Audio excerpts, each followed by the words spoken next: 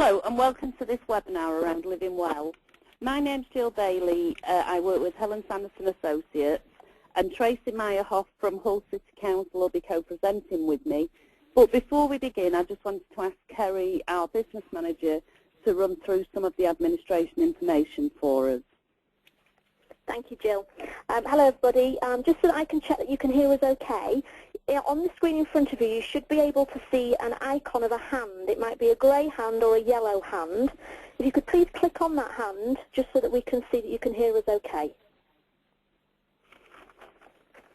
That's wonderful. Thank you very much. If you could now click off that hand again to take it away, just so that we know that the hand can be removed. Wonderful. That's great. Thank you very much. So what's also going to happen at the end of the webinar is a question and answer session. So at any point during the webinar today, you can type a question into the questions box. What will then happen is that at the end of the webinar, I will read out the questions that have been prepared for Jill and Tracy. Jill and Tracy will then answer those questions accordingly. So I can now pass back over to Jill for the webinar to begin. Thank you, Jill. Thanks, Kerry. Okay, so we just wanted to share with you the work that we've been doing in supporting people to really think well about how they live well with a life-limiting illness, and also thinking and planning for the end of life. We kind of plan for many things in life, such as birth, marriage, but rarely do we plan for death. And if we're to die well, we must find ways to explore the different options that we have, irrespective of our health status. Ultimately, death is often surrounded by silence and little understanding or conversation around living and dying well. This is a quote from the Dying for Change around how Britain dies that Charles Ledbetter and Jake Garber developed from Demos. And it really talks about, as do many publications that we see out there, around how end-of-life care must be radically transformed. And the fact that if choice is to become a reality around living and dying well, we really do need to think very differently about how we do that thinking and preparation.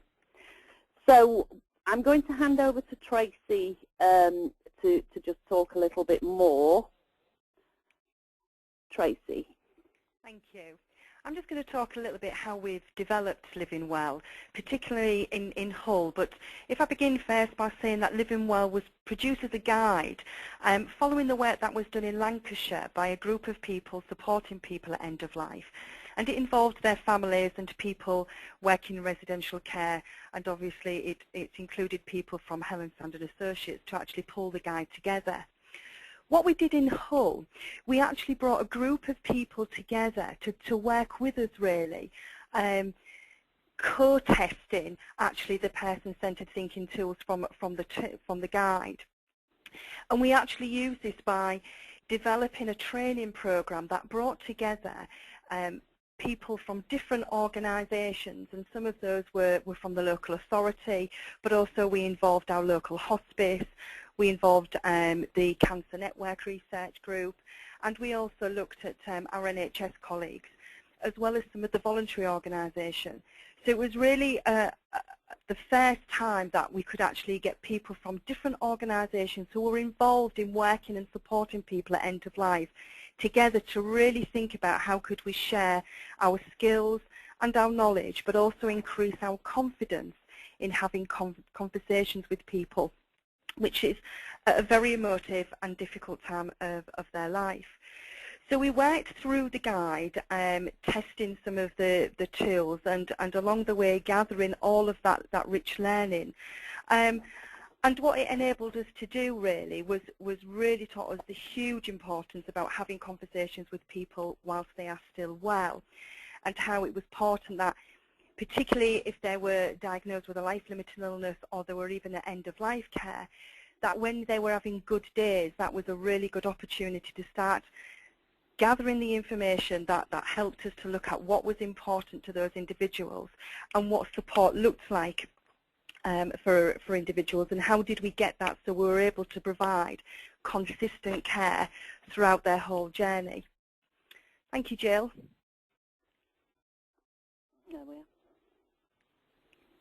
So these are just some of the things that we actually tested and what we actually did. So we've used person-centered thinking tools to begin having the conversations with people in the now. So whilst they are living well, or while they're having really good days, and we've shown that actually gathering that information now is really helping people when it matters most, or when they're unable to give us that information. But it's helped us to gather it so that we can prepare and plan with people, so that it becomes just part and practice of having those difficult conversations with people themselves, or with their families, or other people that are involved in their lives. The other thing is around, it's about sharing the information, and one of the things that we've really learnt and really sort of discussed with people is the importance of us sharing the information that they give us, because that's how we ensure then that they don't have to keep repeating their story. And one of the many things that people kept telling us over and over again was, when they're diagnosed or when they're living with a very difficult condition, the numbers of people that are then involved in their lives, from medical professionals or from caring or from voluntary organisations, increases. And one of the things that was frustrating to them was that they had to keep repeating their story over and over again. So by actually using Living Well and gathering that really rich information at the beginning and sharing it with other people, meant that they were able to just ensure that that information was passed on without them having to repeat or have the same conversation over and over again. What also we're using Living Well for is it's enabled us really to use the information to actually just transfer onto other organisations' documents. So Living Well doesn't replace documents such as preferred priorities of care or advanced care planning, but actually what it does do, it enables us to use that information, and again, not having to repeat the story, but just transfer onto documents that are already there and already in existence. So the tools really do support the completion of perhaps other organisations' documentation, and saves the person having to repeat that information again and again. In Hull, we're in the process of developing an end-of-life care charter, and that really is something that is what we're really pleased and proud about, in terms of we want to really focus on what are we saying in Hull and how are the organisations coming together to support people at end of life, but really focusing on what is important to us as an organisation, but also to the people that are receiving services. And how are we going to do that, but more importantly, how do we know when we've achieved that, and what would success look like for us? So that is something that's in development that we hope to finish very, very shortly. And one of the other things that we've discussed is around, since we've had Living Well, there's been lots of discussions about who's best to complete it, who's best to share the information with, where do you start, which other documents does it fit with. And so we really think that there is a need to develop a kind of professional's guide, a sort of how-to guide to help people who are supporting people at end of life to really get the benefit and the best out of the tools. One of the things that we wanted to show you today, but we'll certainly send you the link to, is a DVD that both Jill and I have been involved in with Sky TV, which is the Social Care Institute for Excellence. And the title of the DVD is Personalisation, the Need to Discuss Death and Dying. And this will really give you some really good information around the approach that we've done both in Hull and certainly in Stockport, around making sure people's end-of-life care is very personalised, and that they have a voice and an influence over their care. And the film focuses on how personalised care can be achieved through using Living Well. And it looks at involving things like one-page profiles, it looks at decision-making agreements. And so some of the key messages that we hope the DVD gets across is actually showing that personalised care for people at end of life does require planned and coordinated approaches to care, which is what Living Well helps us to do. That actually the recording of the likes, dislikes and preferences of people at end of life, and keeping it together in one place is simple, but it's very much important and a big step in achieving personalised care, whether that is from health or from social care. that we recognise that people who receive care reflects what's important to them and helps them at all times feel more in control and more secure. And actually for the staff and the people who are paid to care for them, that there is recognition that what is important for a person at end of life gives them some ideas of how they can reassure people, but also how they can deliver that excellent support. So at the end, you know, we'll give you the link, but certainly the DVD really gives you a good opportunity to see Living Well actually in practice. Thank you, Jill. So I want to introduce Madge, and Madge is one of the people who helped us kind of test out the Living Well. And as we say, it evolved as a result of the need to really improve the quality of end-of-life experiences in Britain today, and the need for better planning, really.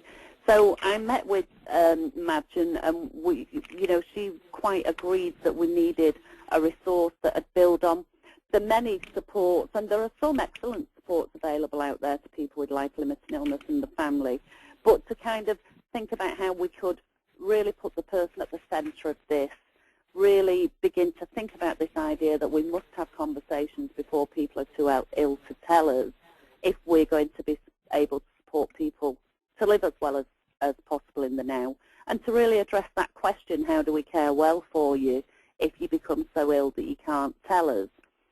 So it's kind of a richer conversation than advanced care planning, if you like.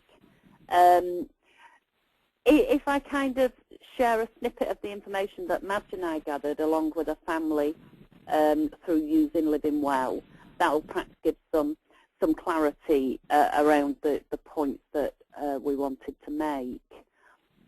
So Madge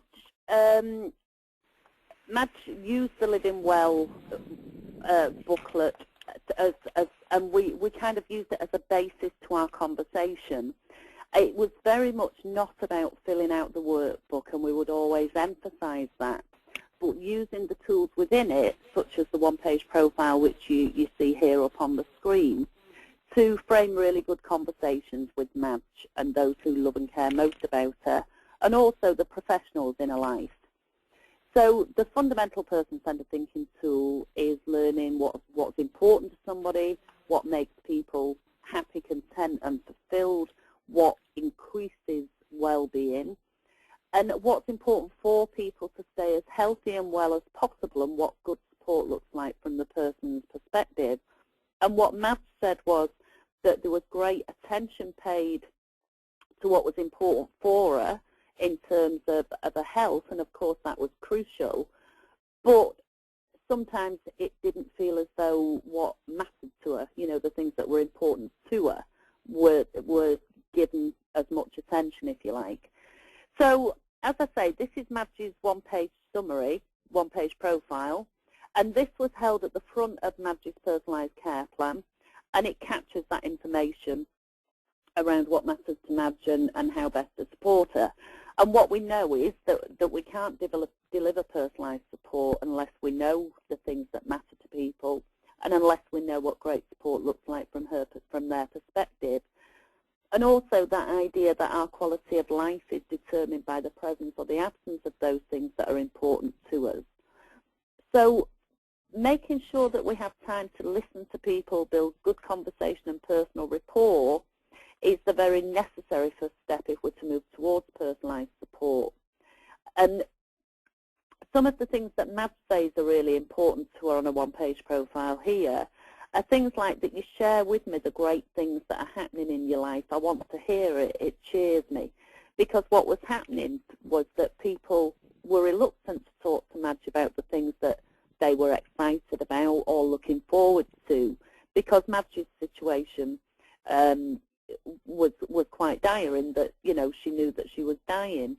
But by recording that on a one-page profile, that was really helpful in terms of telling other people that she did want to hear it. Things like, I love grapes with the skin peeled off.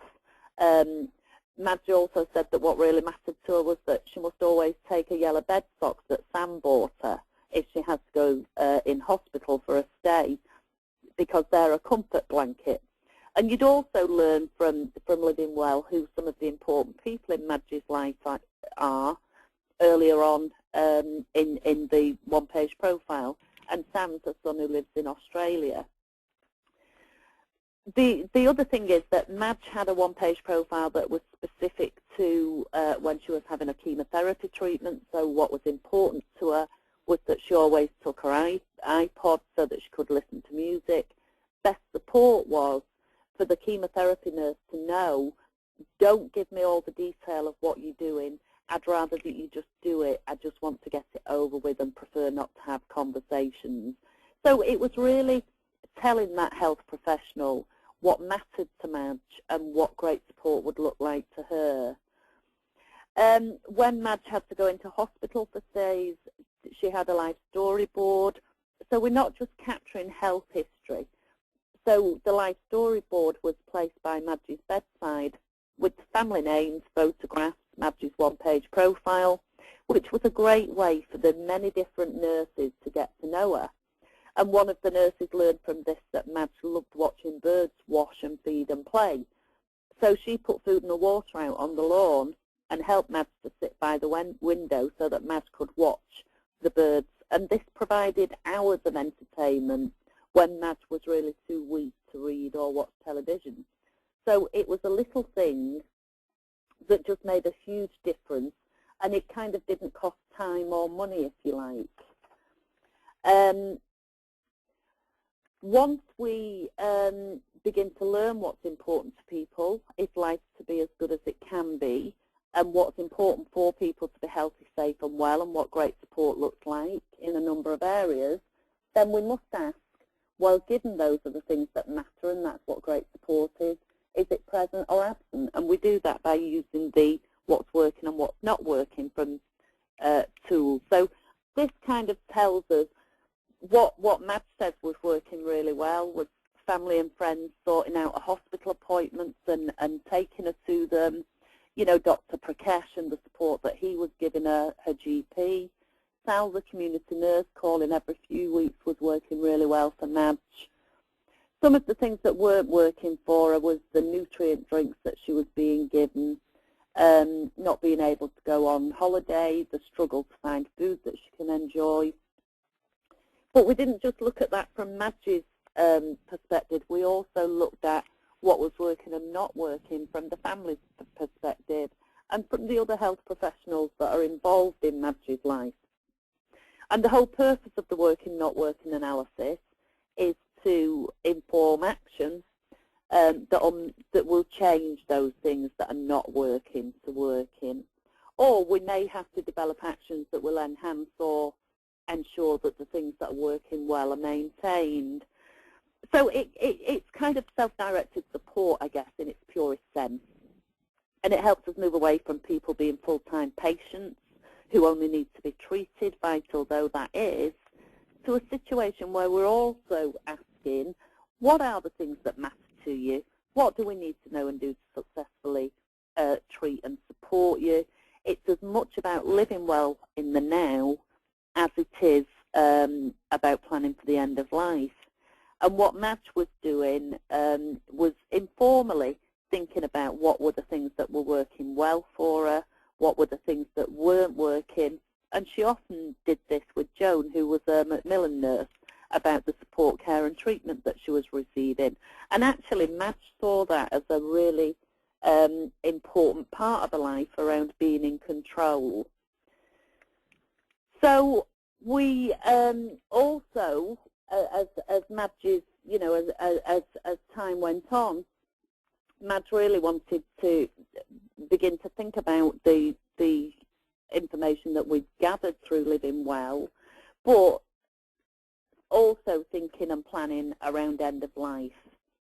So, you know, Madge was really then beginning to think about what she wanted and didn't want in the future as she thought about the end of her life, and began to think about some of those things that were really important in terms of planning for the end of life. I guess it's important to say that Living Well isn't intended to replace established end-of-life processes and protocols, you know, such as preferred priorities of care, GSF, or the Liverpool Care Pathway. It's about really complementing some of those things that are already available to people out there. So, Tracy, I'll just hand back over to you. Thank you. I just want to talk about Stephen's journey, and the slides that you're seeing now illustrates really the journey or how we use person-centered thinking tools to support Stephen's journey from his diagnosis of cancer to when he passed away earlier this year. So as you can see, this is a journey that's made of a typical pathway of Stephen as he followed through health services from diagnosis of esophageal cancer and the treatment pathways that he sort of took part in, but also how we use some of the tools to actually share with our NHS colleagues for when he was admitted to hospital, and also when he went into Dove House Hospice, how there we could show that some of the tools enabled them to provide him the good care and consistent care that he needed. So Stephen was diagnosed with esophageal cancer early 2011, so early last year. And it was through best interest meetings and through discussions with his consultant that actually there was no treatment for Stephen, therefore his care was palliative.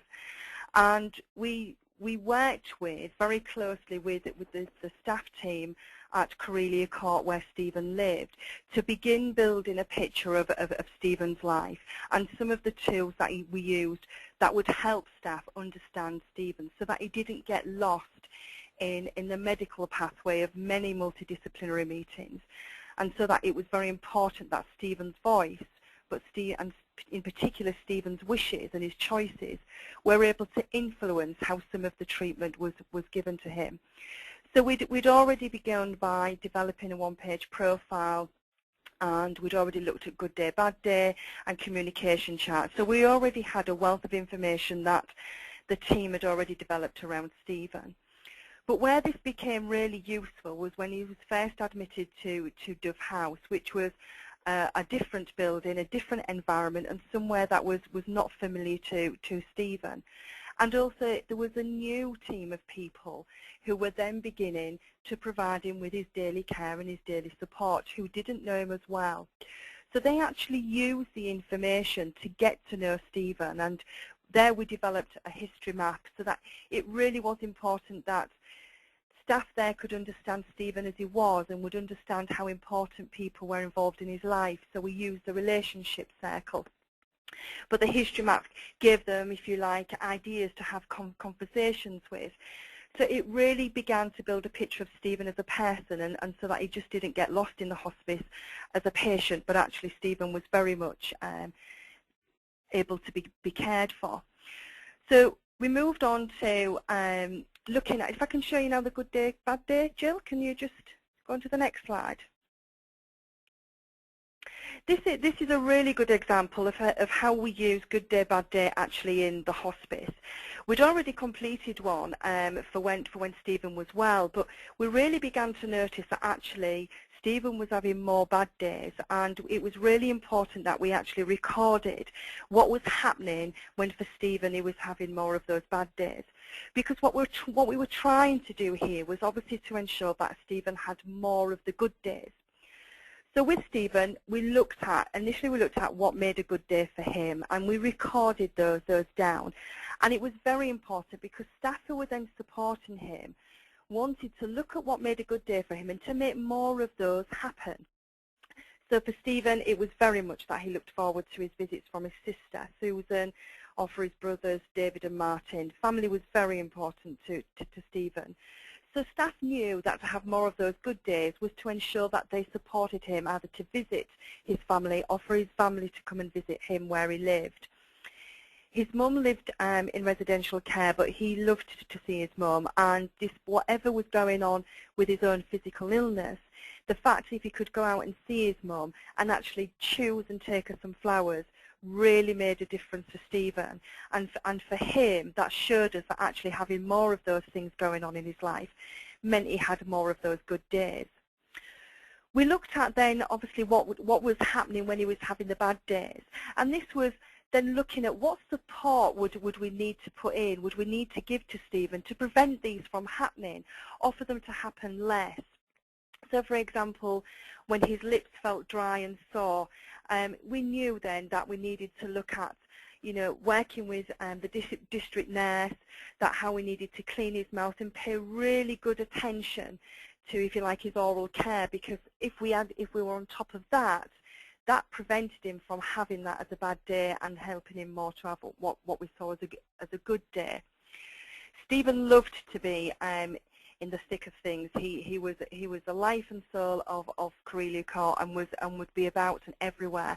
What was a bad day for him was when he perhaps looked unwell, so people thought that he would needed some quiet time or would need to rest because physically he looked unwell.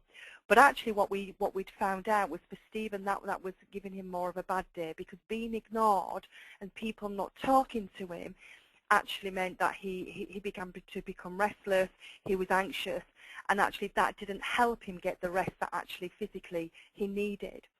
So these were just, these are some examples of, by working with Stephen, we actually could look at what was making a bad day and how would we move that on and action it so that we could reduce the number of bad days and make sure that he had more of the good days. And this was really good information that actually the Dove House Hospice picked up. And they actually, when Stephen went into the hospice for some symptom treatment, they actually used these tools and just used the information to update their own information and their own care plans to make sure that they were able to consistently give him more of the good days whilst he was in the hospice. Thank you, Jill. This is another tool that we used with Stephen, and this is a lovely tool called If I Could, I Would. And this was really nice for us to start thinking with Stephen about some of the things that were very important to him, what he loved to do, what he really enjoyed doing, what he wanted to keep doing, and maybe some of the things that he hadn't done before but had always wanted to. It really gave us a focus to think about that.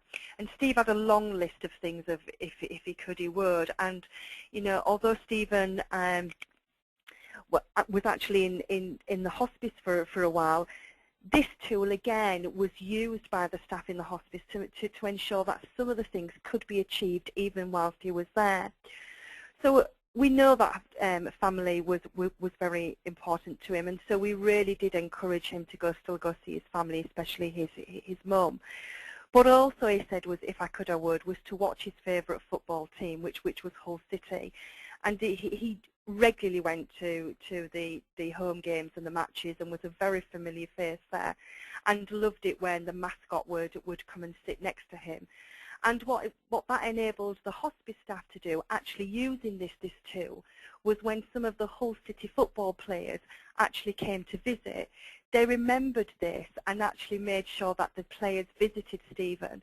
And one of the wonderful memories we have is seeing some of those Hull City players sat with Stephen on his bed, and just talking about football for just endless time, and which really made it a wonderful experience for him.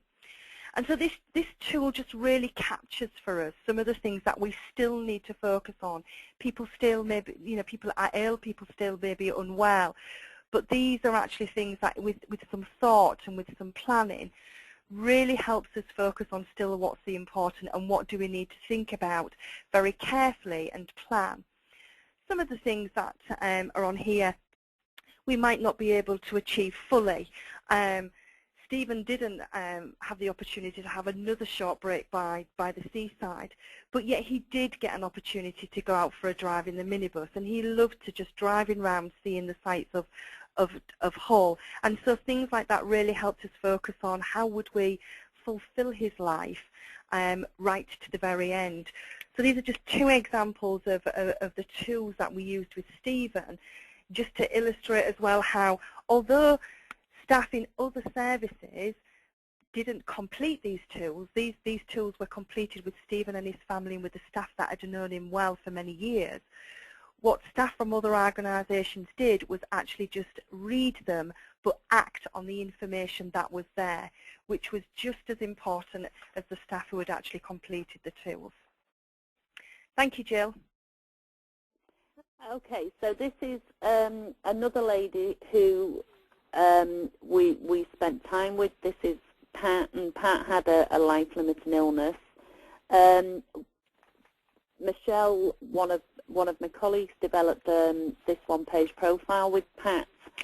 And then one of the key things that wasn't working for Pat was that she really felt as though everything was out of control, or at least out of her control.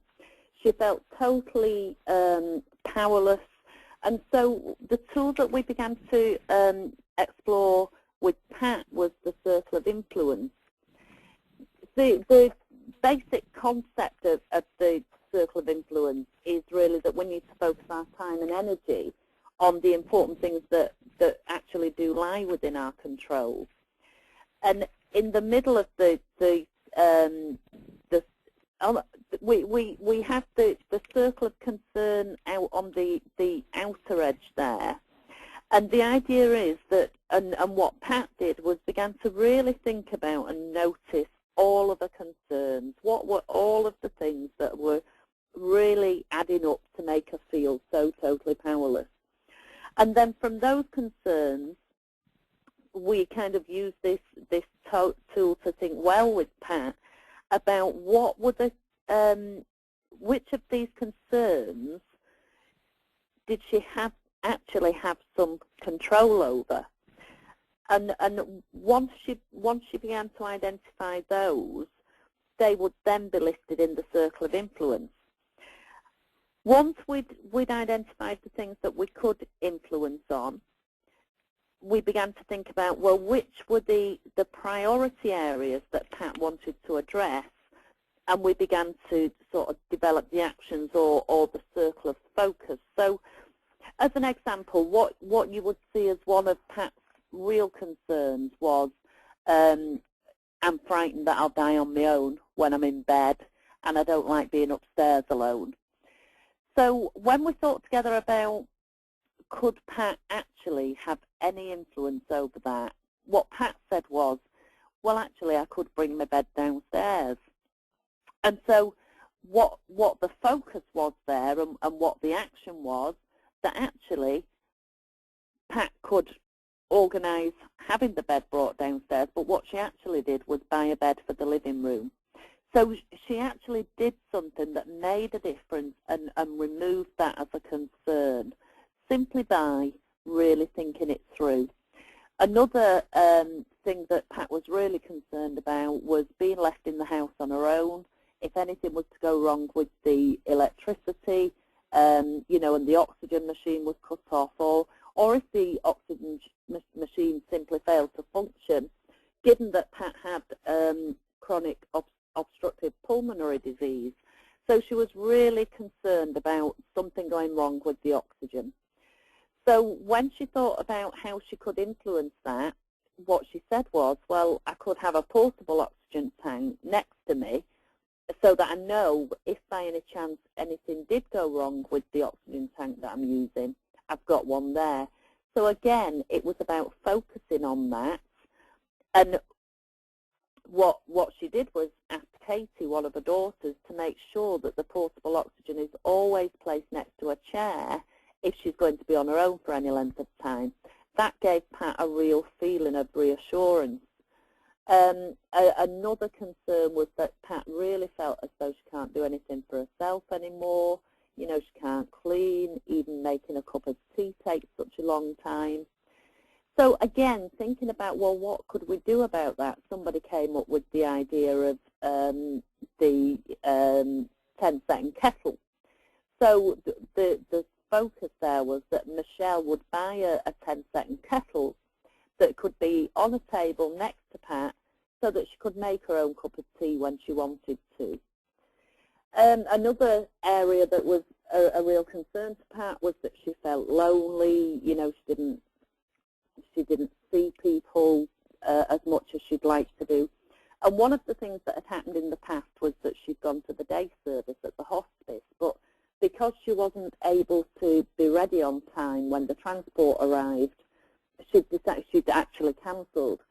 But when they began to think about that, what they said was, well, actually, if Pat bought a pair of smart pajamas, even if she wasn't ready when the transport arrived, she could still go in those pajamas and meet her friends at the hospice, and that would kind of lift her mood and give her something to really look forward to and get her out of the house. So that was what they they focused on, and she got the smart pajamas so that she was able to go when she wanted. So we just wanted to kind of include the circle of influence because it's such a simple but powerful tool to really help people think about what are the things that they can change, and give that feeling of having some control. Tracy. I just want to share with you really some of the different opportunities that we've had to actually use Living Well and to use some of the tools. And these are some of the quotes that we've received from people that have actually benefited from Living Well. If I just first start with Tony. Tony was somebody who went to the hospice, to do house hospice. He'd been diagnosed with cancer. And when I first introduced Living Well to Tony, Tony was very sceptical and didn't want to really discuss any of his feelings or anything, and really he hadn't shared much about his illness or about his wishes or his choices with any of his family. And Tony used to attend as a day patient to the hospice with his wife, and they would never discuss anything together. It was Tony who did all the talking, but his wife, waited outside. So there was nothing shared. When we introduced Living Well, and like I said, Tony was a bit sceptical about doing it with somebody, but what he said he would do would actually take Living Well away and read it and think about it. And when we then met up again, what Tony had actually done was select some of the tools that he felt comfortable with and confident with, and had actually then started to write some of the things down.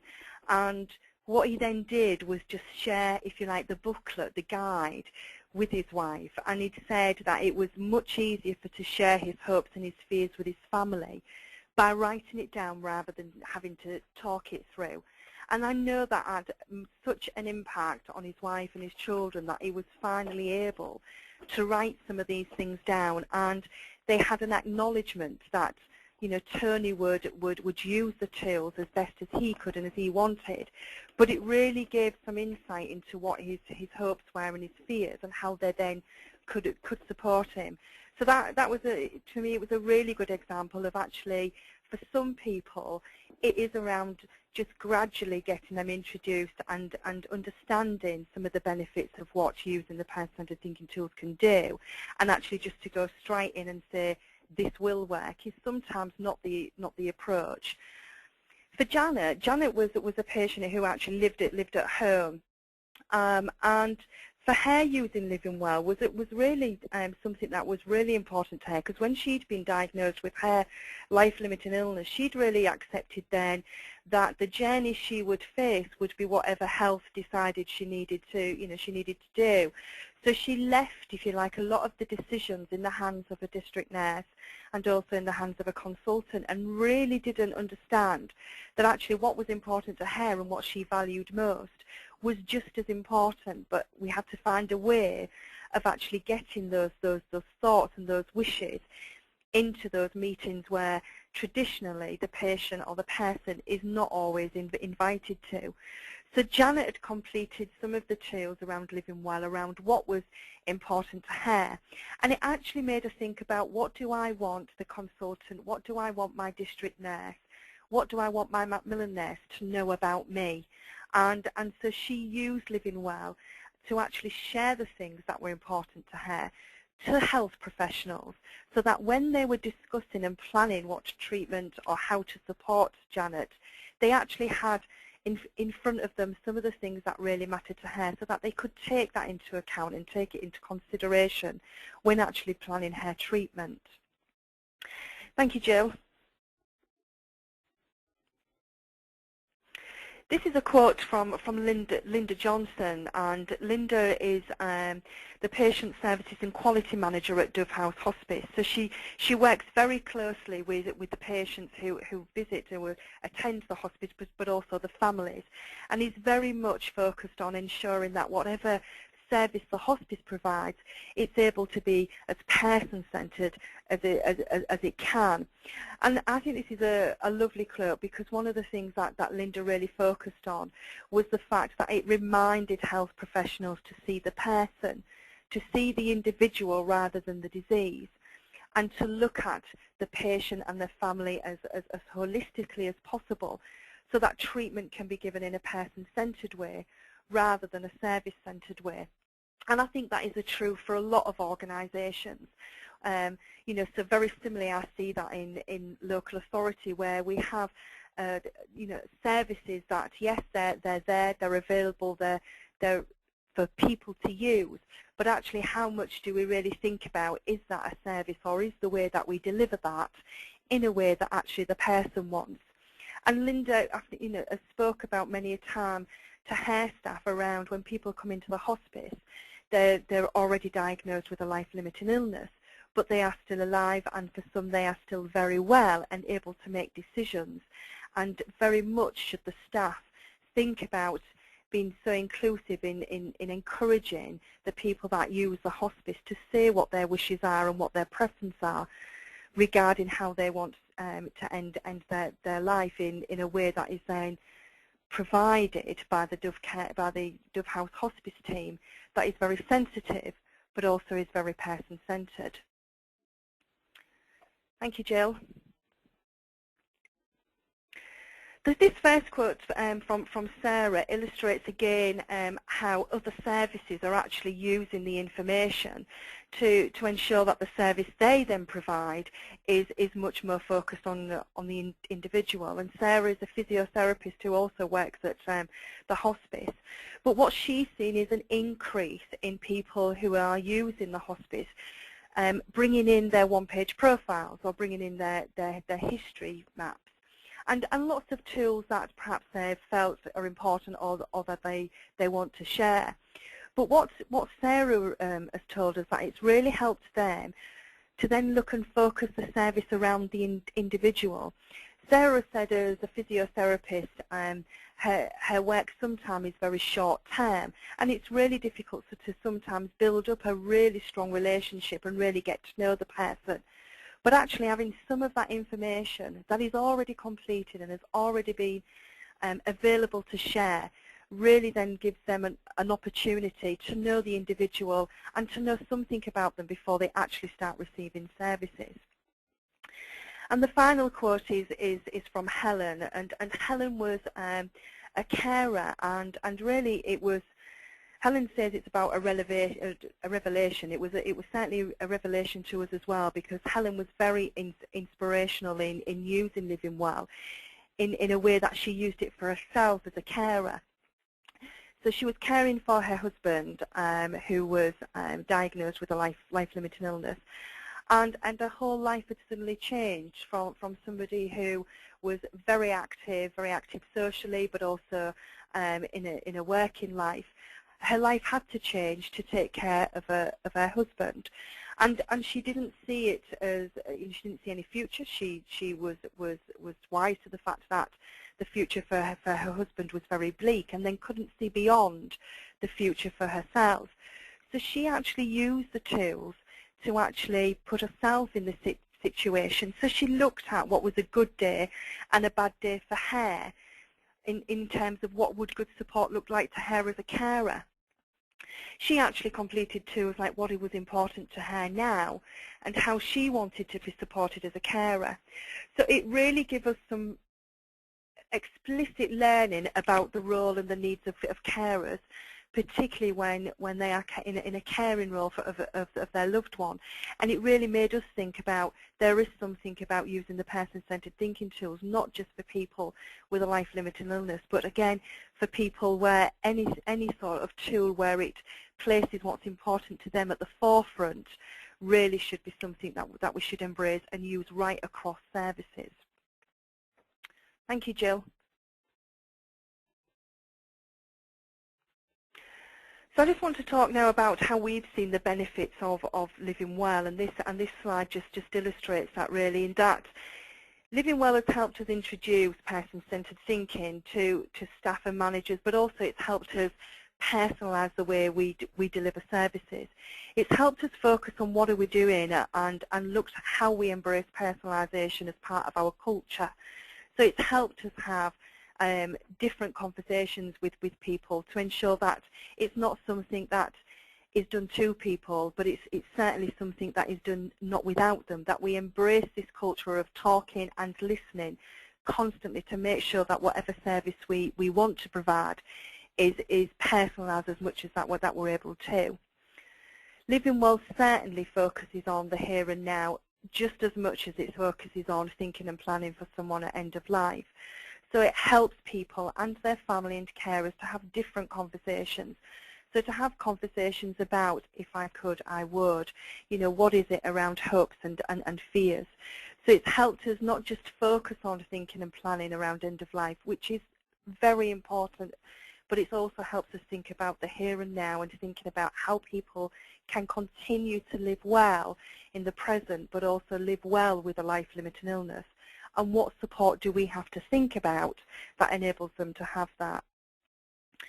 It enables people to plan, and Jill started off at the very beginning talking about that we plan for many things. We plan for birth, we plan for marriages, but we don't do a lot of planning around end of life. So actually living well has given us a platform, if you like, a foundation to start thinking about how do people want to spend their remaining time, what do they want to think about, and even importantly, even after they've gone, how do they want to be remembered, and what is it for the family that they want to leave behind. So for some people, using living well has been part of their legacy, and it's some of those wonderful thoughts and memories that they're happy to leave people.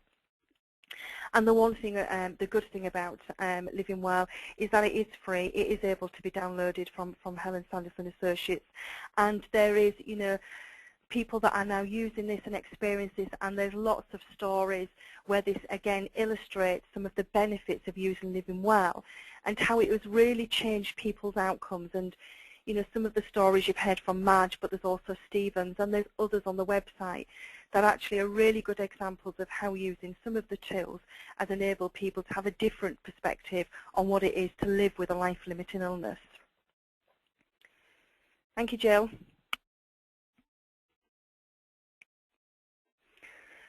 I just want to share with you some of the next steps, really, because certainly using Living Well in Hull has really taught us that there is still lots more to do around supporting people with a life-limiting illness at end of life.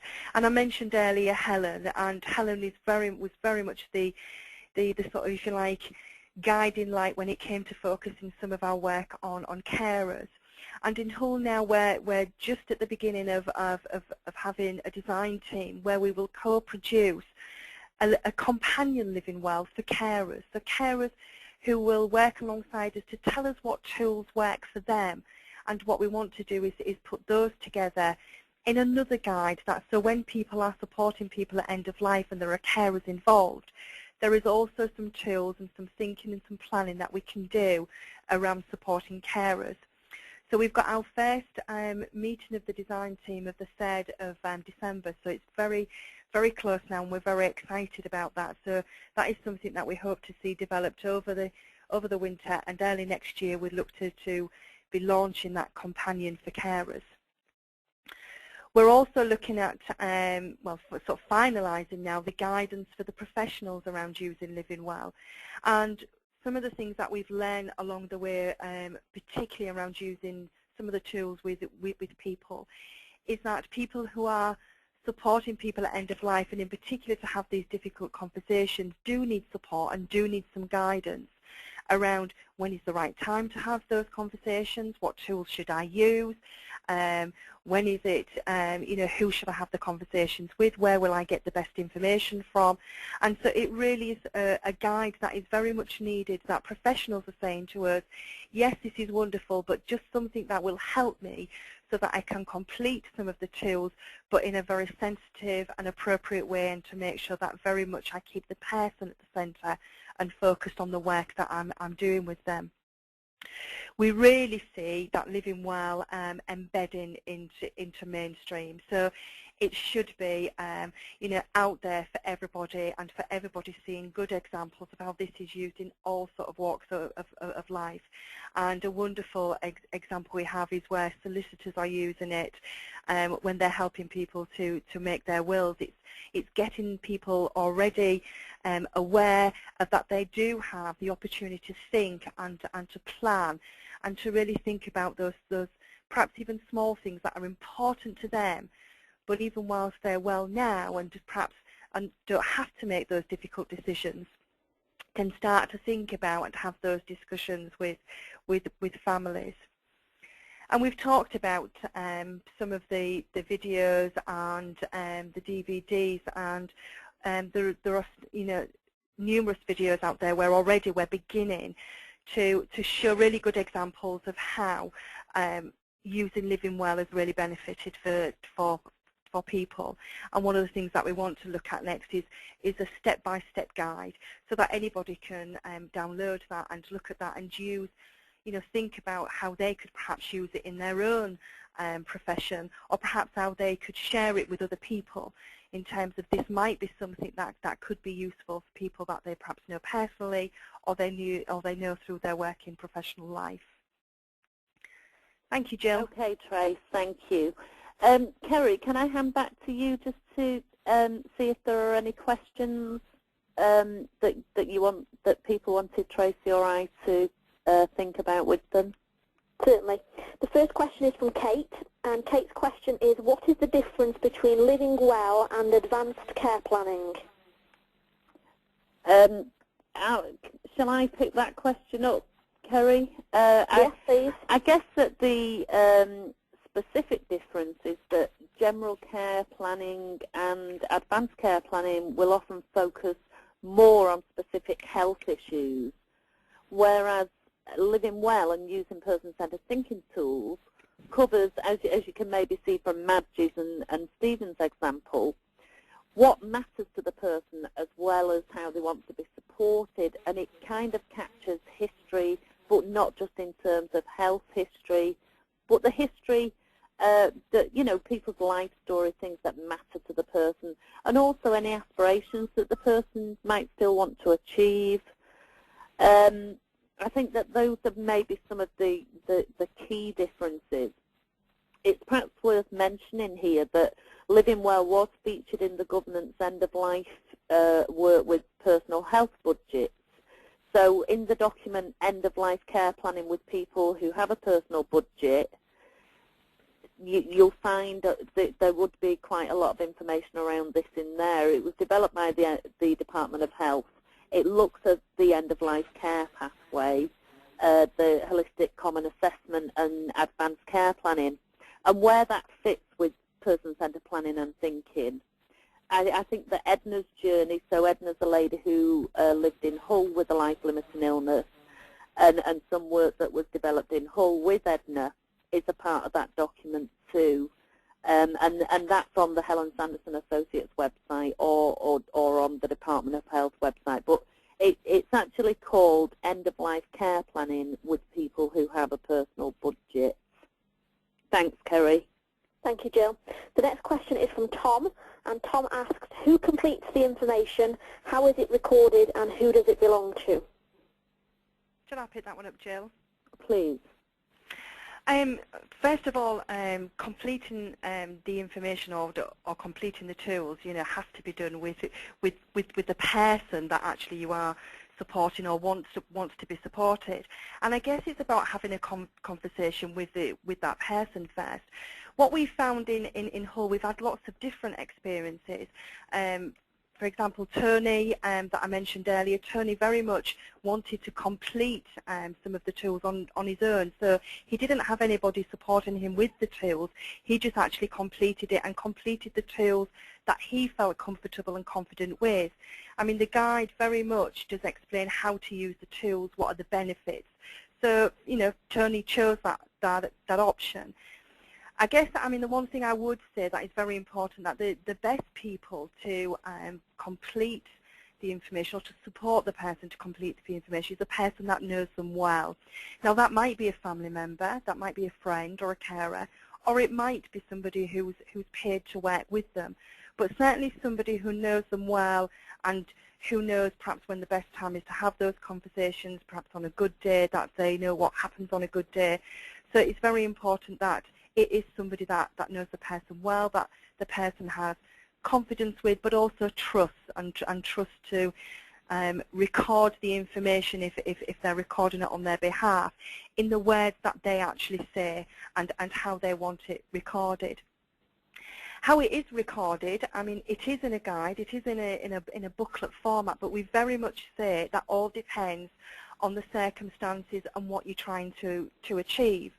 So for some people, they've found benefit from working through the book and using all of the tools and actually getting all the information for the majority, if not all of the tools in there. But for some people, it's been dependent on where they are in their journey.